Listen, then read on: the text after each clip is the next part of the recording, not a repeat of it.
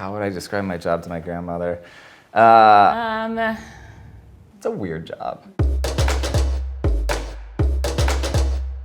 The majority of what we do is storytelling with numbers. Every number is really just a decision a person makes. Numbers will tell you a story, and then once you understand the story, that's generally showing you what the motives of organizations are.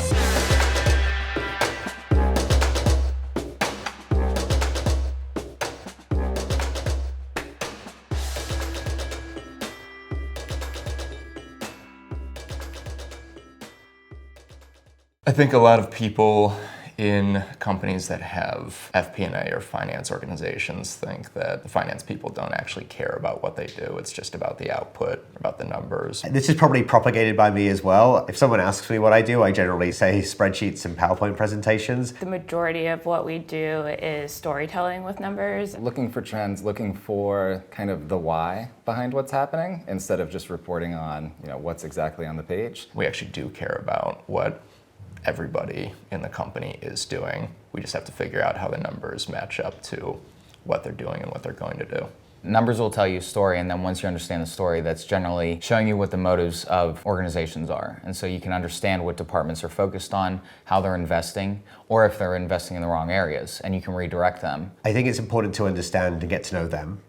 Because certain individuals are going to be a little bit more conservative, certain individuals might be a little bit more aggressive with their forecasting, and I think it's good to understand how they align on that scale. So when we create our forecast and we build it all up, we know where the risks and the opportunities are. An abundance of data is not always a good thing. You have to have the right data. I would say FP&A is as much a people game as a numbers game. I think it's hugely important, and it's one of the reasons I really like the role is the people aspect. Behind numbers, I see an opportunity to figure out a narrative or a story that might be different than how somebody else would frame it to me. And once you understand what the story that the numbers are telling, then that's how you start looking at strategy. Every number is really just a decision a person makes. Making investment decisions either personally or through work. You can also go the opposite way, take people's decisions and infer numbers from it.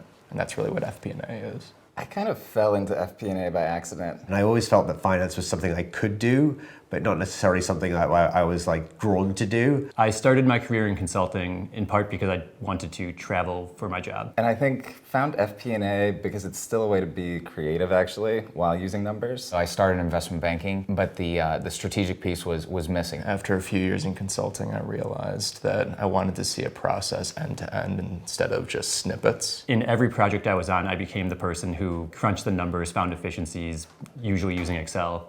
And eventually that just kind of naturally led me into a job in finance. Nowadays, it's a lot less just spreadsheets and number crunching and a lot more strategy, decision making, puzzle solving. I think FP&A is increasingly having a seat at the table. Being that kind of center glue to be able to translate broader goals down to individual goals. I really enjoy FP&A from the perspective of being able to help others understand how they're operating. Our guidance eternally keeps me up at night, even if we're in a very good position. I'm always afraid that I've somehow messed something up, which hasn't happened yet. I think I'm the most creative when I'm asleep, so it helps with decision making. Middle of the night, or open it on the phone. A big part of the role is the team. I want to make sure that they're happy, they're getting what they need out of the role, their career is developing. The biggest thing for me is a lack of alignment. Whatever my priorities are not the same as other people's priorities, or that parts of the company are going to perform badly because we don't fundamentally care about the same things or understand things the same way.